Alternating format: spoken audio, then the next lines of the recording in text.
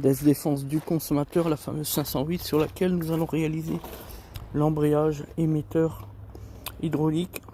Et puis tout à fait maintenant le démarreur, puisqu'elle démarre plus.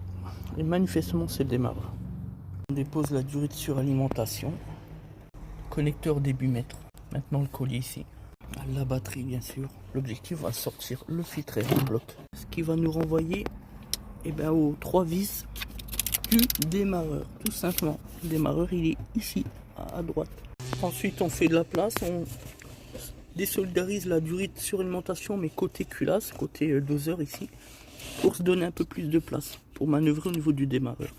Et puis enfin les 3 vis que l'on va déposer. Donc là c'est du vis Allen de 8, empreinte de 8, clé Allen, clé 6 pans, enfin appelez ça comme vous voulez. Donc quand je suis dehors je parle moins fort, forcément il y a des voisins à côté. Ça s'appelle le respect du voisinage. Donc le barème constructeur pour le démarreur c'est 0,7, vous l'avez compris, un petit peu moins d'1 heure.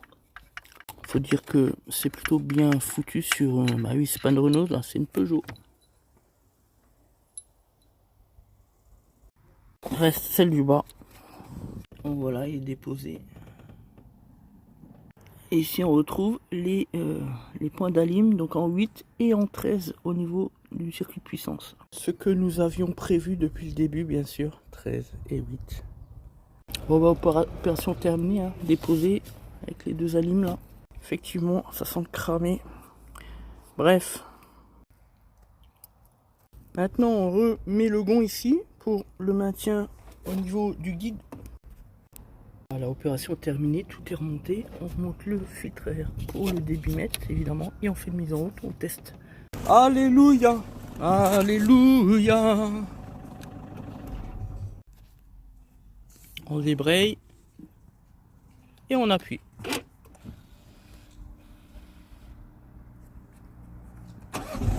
Faut habiller 2 fois, bon bref. Ah c'est beau putain. 3008 phase 2.